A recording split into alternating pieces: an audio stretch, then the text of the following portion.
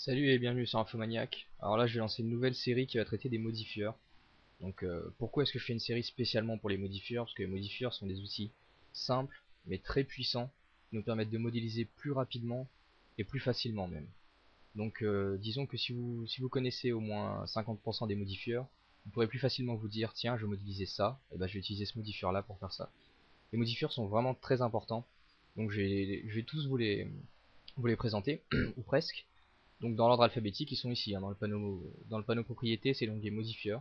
Donc voilà.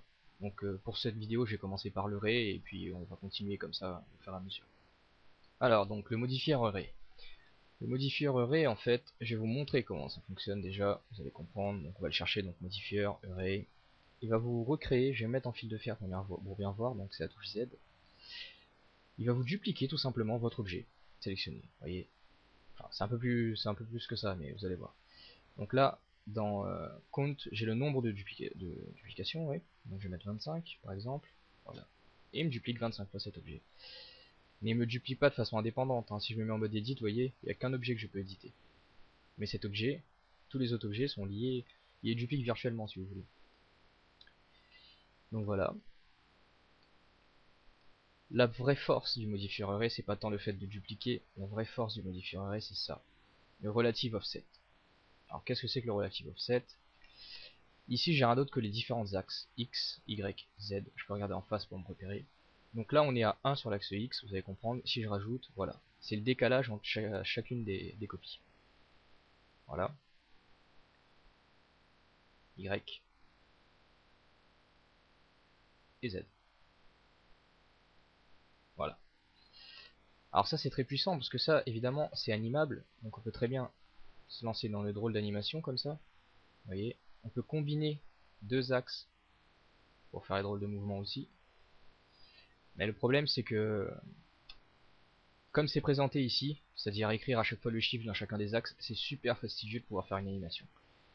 Mais ce qu'on peut faire du coup, vous voyez dessous il est marqué Object Offset, c'est-à-dire que c'est utiliser la position d'un objet pour modifier dynamiquement les différents relative offset ici. Je vous explique, ça paraît compliqué comme phrase, mais vous allez voir que dans la pratique c'est simple.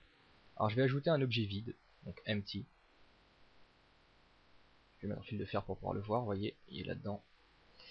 Cet empty, je regarde comment il s'appelle quand même, donc ça va être empty, je vais l'appeler array_empty pour plus facilement le retrouver. Voilà, j'ai appuyé sur N pour voir ça.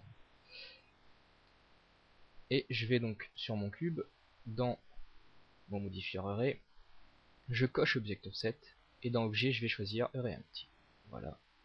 Ce qui fait que maintenant, au lieu de bouger le relative offset dans le modifier array, je vais modifier les valeurs du relative offset uniquement en déplaçant mon empty. Je vous explique, si je fais une rotation à mon empty, voilà ce qui va se passer. Donc, toutes les copies vont avoir un relative offset qui dépendra de la position et de la rotation évidemment de l'empty. Et donc comme ça on peut facilement animer, vous aurez deviné, une queue par exemple. Donc on va aller plus loin. Je vais tout simplement, donc en mode edit, supprimer la face de devant et celle de derrière. Voilà. Ok, j'en aurai besoin pour tout à l'heure, je vous expliquerai pourquoi. Alors mon empty, évidemment si je lui mets une mise à l'échelle, donc un scaling, voilà ce qui va se passer. Il va le faire de plus en plus aux autres objets. En fait c'est comme ça que c'est dispatché dans le modifier array, c'est que le dernier objet, enfin l'influence dépend finalement de l'influence par rapport à l'empty, c'est-à-dire quand je vais retailler l'empty, le premier cube se retaillera pas du tout, le prochain un peu plus, etc., etc., de plus en plus, jusqu'à celui-là qui est le plus fidèle à la taille de l'empty. Donc voilà, problème c'est que ça fait des trous comme ça. Enfin, problème pas vraiment, parce que si je reviens sur mon cube dans les modifiers array, j'ai merge, on a déjà vu pour fusionner deux points par exemple, et ben là ça servira à fusionner toutes les copies. Donc merge, en déplaçant la limite, voilà, je peux toutes les fusionner comme ça. Bon, évidemment, quand il s'agit d'animer un objet, le mieux c'est de donner la limite du merge en fonction du mouvement maximum qu'on souhaite donner à l'objet. C'est-à-dire, imaginons que je veux animer une queue qui se plie jusqu'ici. Je place, puis je change la limite du merge. Voilà. voyez. Donc, c'est bien beau cette queue, mais elle est pas très réaliste, elle est pas très ronde. Bon, ça, je vous donne le petit truc, mais on verra plus tard dans le modifier Subsurf. Il suffit justement de rajouter un petit Subsurf. Voilà, un petit smooth, et voilà, ça adoucit tout ça. Voilà. Mais le modifier Subsurf, vous inquiétez pas, on va le voir après. Il est très simple aussi, hein, vous voyez, j'ai pas fait grand chose, hein, j'ai juste activé et remonté un petit peu le niveau. Et voilà ce que ça nous donne. Et ce que je veux dire par animable, c'est que si je vais dans l'empty maintenant, je sauvegarde donc sa rotation. Donc là je pose des clés d'animation. Pour poser une clé, j'appuie sur I. Je le mets à l'image 20, je le mets ici par exemple, je re-sauvegarde sa rotation. Je vais aller dans le dropsite, hop, je vais dupliquer ça, histoire de bien faire les choses. Hop. Je reviens sur la ligne de temps, je vais finir la loupe, enfin, le boucle à 40, et voilà. Vous voyez, donc c'est vraiment, s'il aurait fallu modéliser toute cette queue et surtout animer toute cette queue avec les principes de base comme la modélisation de maillage et le rigging que vous verrez plus tard, il m'aurait fallu vraiment beaucoup de temps. Tandis que là j'en ai vraiment pour j'en ai pour une minute quoi à modéliser la queue et à l'animer.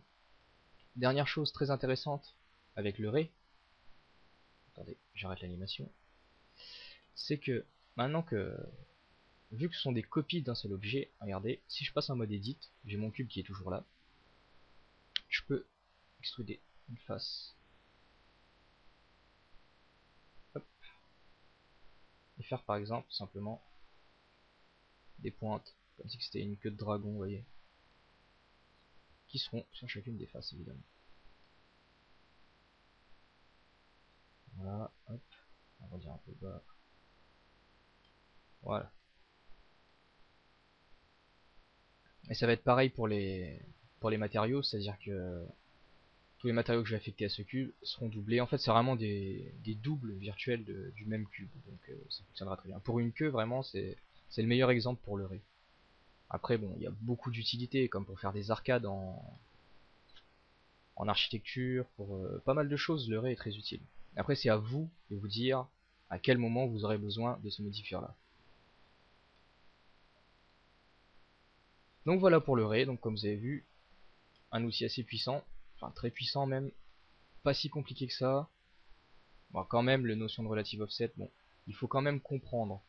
Mais après tout, on n'a pas besoin de théorie. En essayant, en faisant de l'essai-erreur sur avec l'empty, on comprend très vite le lien qu'il y a entre l'empty et les doublons générés en array. Donc voilà pour le ray. Donc prochain tuto, on va voir le bevel. De toute façon, il est pas bien compliqué, pas bien long, vous allez voir. Donc à tout de suite.